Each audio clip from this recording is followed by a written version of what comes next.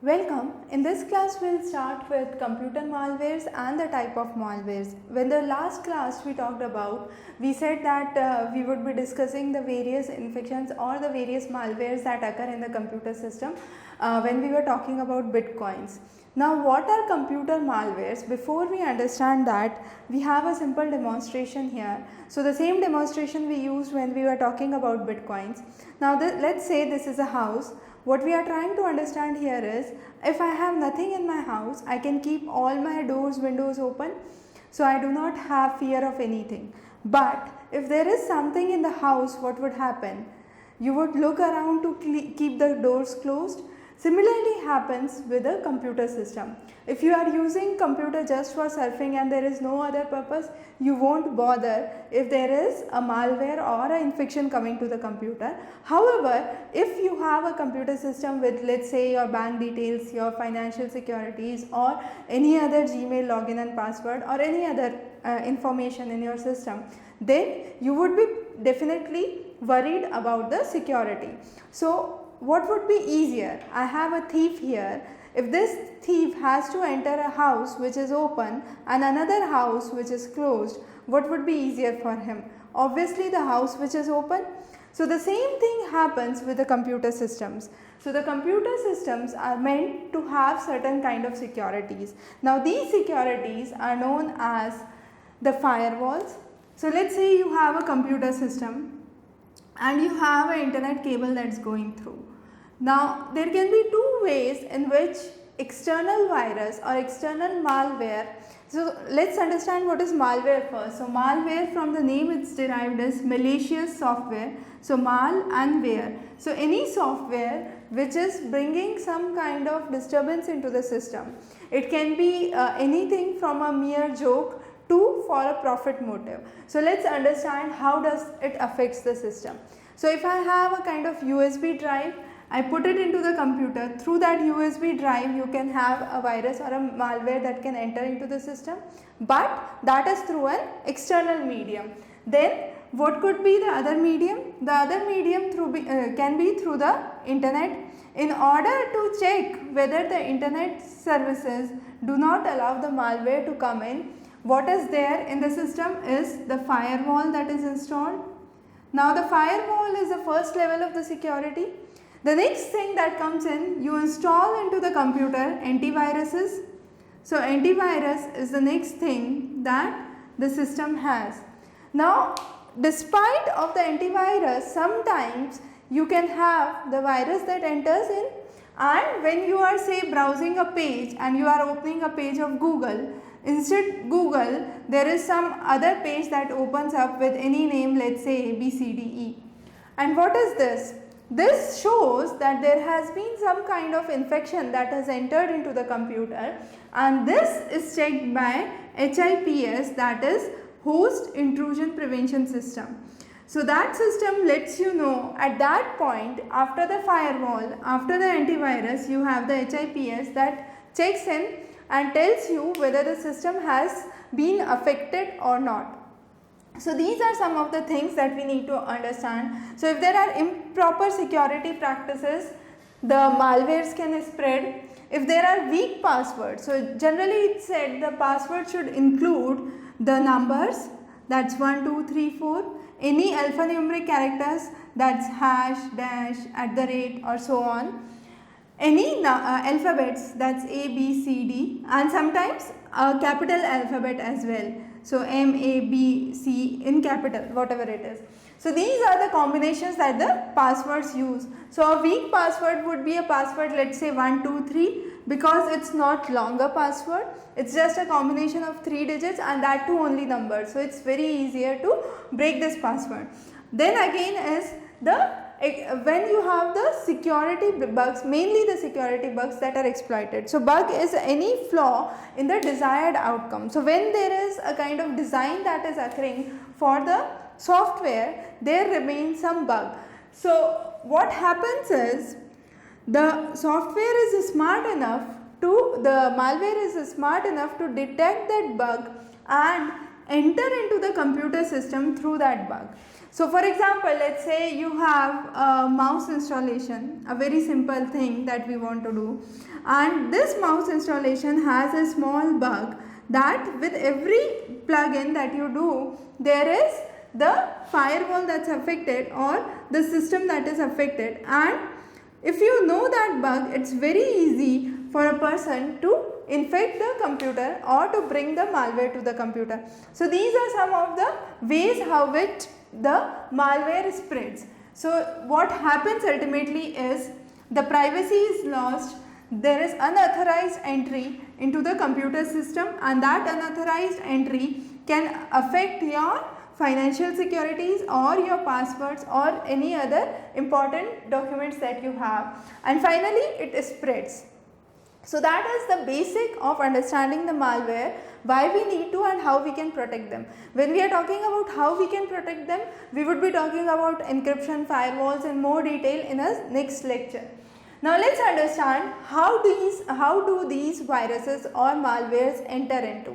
They can enter into through website, through emails, any physical media, for example the USB device as we said, the pop-up windows that open up, so you have the pop-up blockers, then you have the softwares that come in, and any illegal file sharing that occur.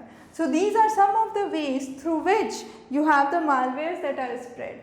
Now malwares are of various types, and that would be the focus for today's class. We would be understanding the various types of malwares. The first is the virus and the worm and the difference between the two. So when we talk about virus, it requires human intervention. So unless and until I intervene or a person intervenes, for example, if there is an email attachment that has come up, it won't infect the computer unless and until I open that attachment.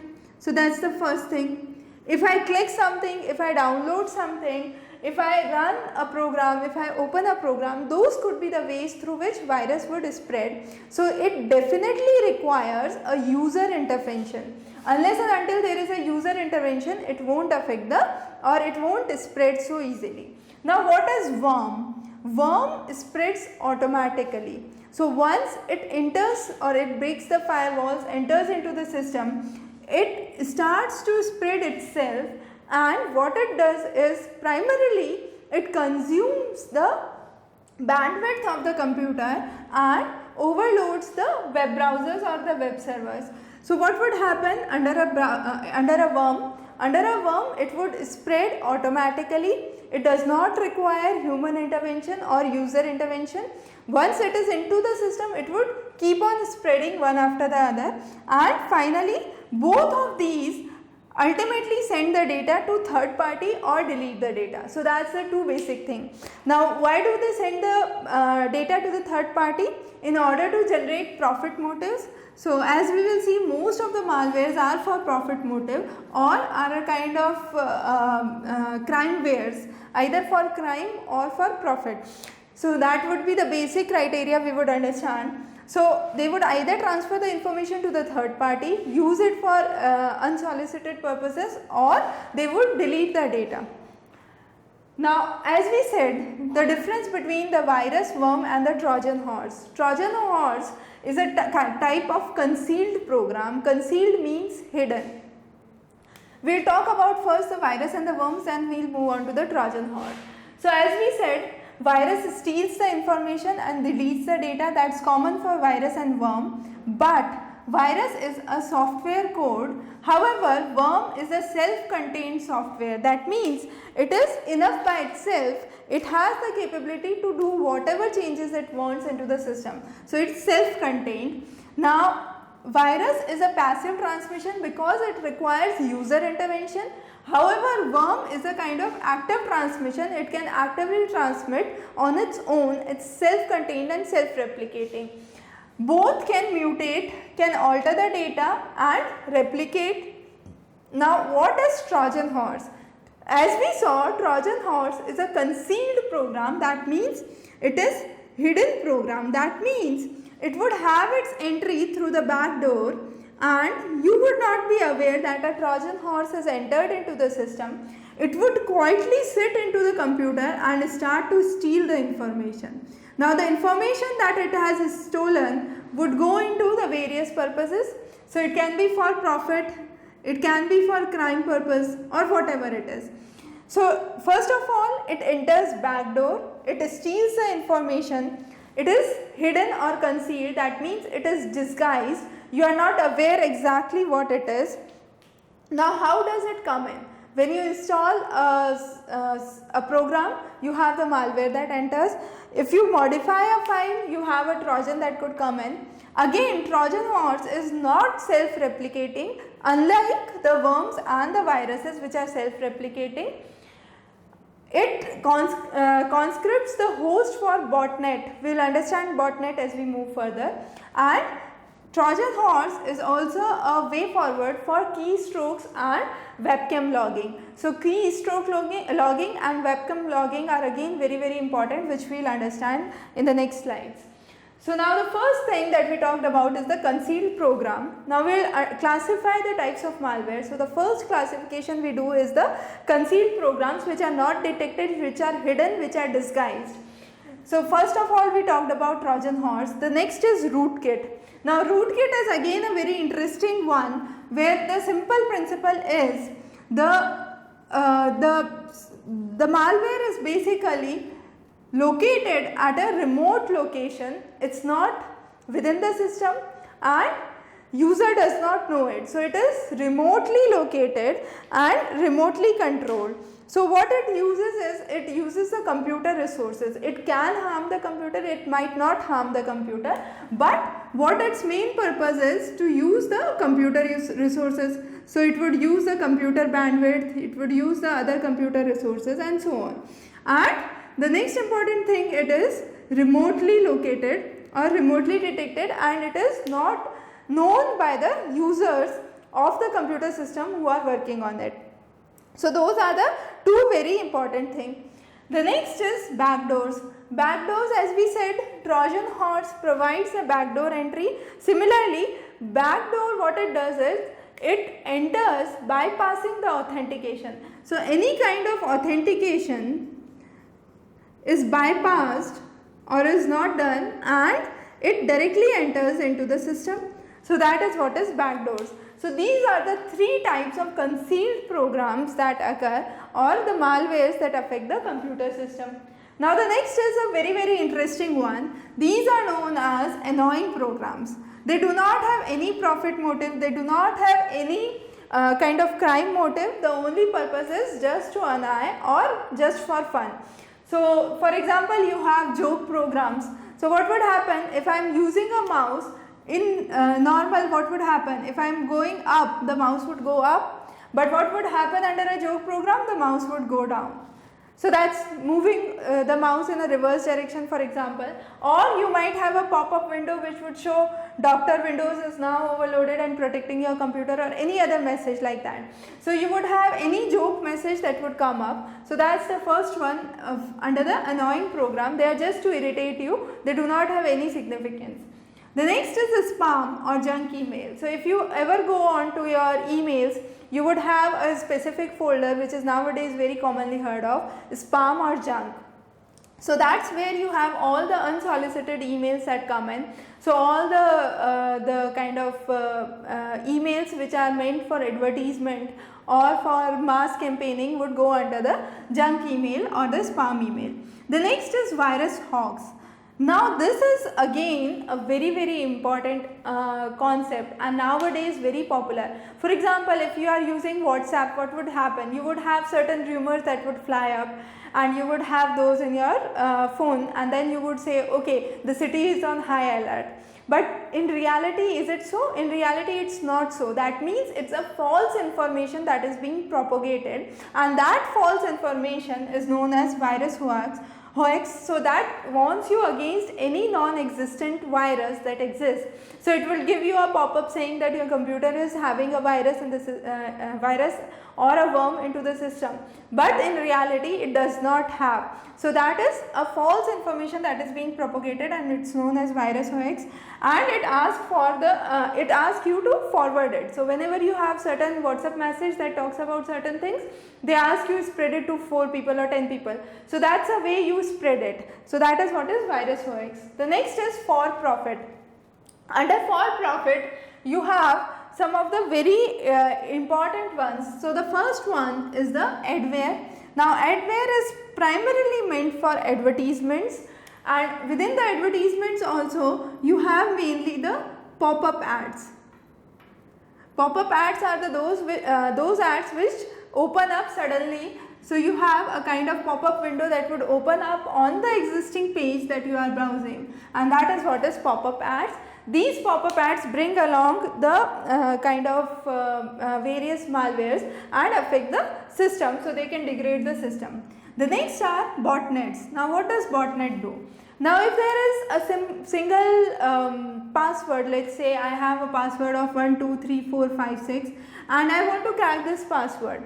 If there is one computer, it would have to use in all the resources, and there would be lots of probabilities, the permutations and combinations it would be trying on. However, if there are 10,000 systems doing the same job, it would become very easy to crack this password.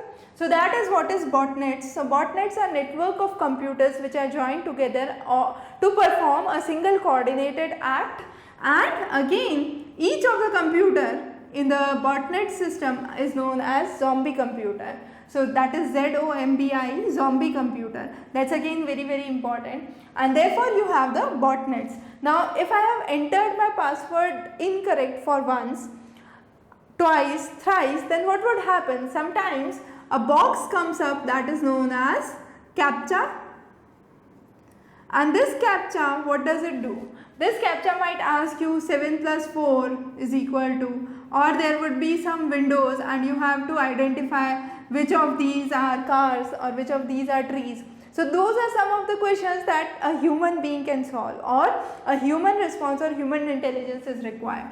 Therefore, to curb the brute force attack that the botnet has, what is done is the use of CAPTCHA, and these CAPTCHAs are questions like these which have to be solved. So that is what is botnet. The next is ransomware. Ransomware was recently very common and very in news because of the virus known as WannaCry that recently was in news. And what does this ransom means? It's the same ransom as a ransom for where you demand the money. So here what they demanded was, in the case of WannaCry, what they demanded was the bitcoins. And what do they usually do? They would encrypt the system and lock the computer system. So what would be the only option? In order to open the computer system, what you would require? You would be required to pay a ransom or certain amount, whatever is demanded, and once you fulfill that demand, you would have the system that would be unlocked and unencrypted. So that's what is ransomware. The next is advance fee fraud. Now these are some lucrative offers that are sent by emails. So join this college, join this institute, come for this conference, or so on and so forth. So all those are advance fee frauds, and what they do is they send you lucrative offers by email, and sometimes people start to consider them true and they accept those, and they are asked for huge amounts. So that is advance fee fraud, that is again for profit conducted through various kind of malware activities. The next is spyware. Spyware means spying something.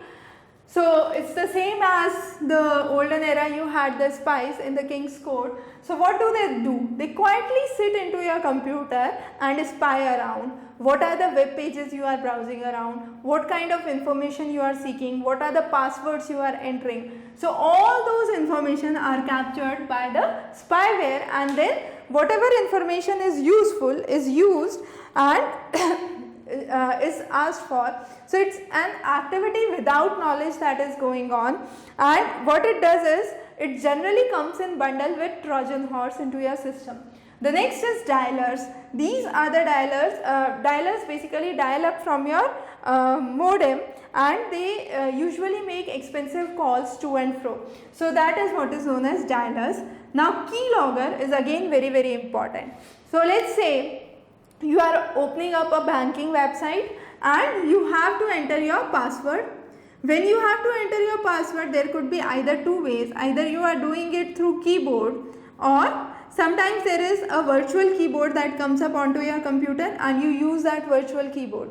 So in either case, each of the stroke of the keyboard or the virtual keyboard is recorded. So let's say if I have a password 1234 that I have to crack, what would happen?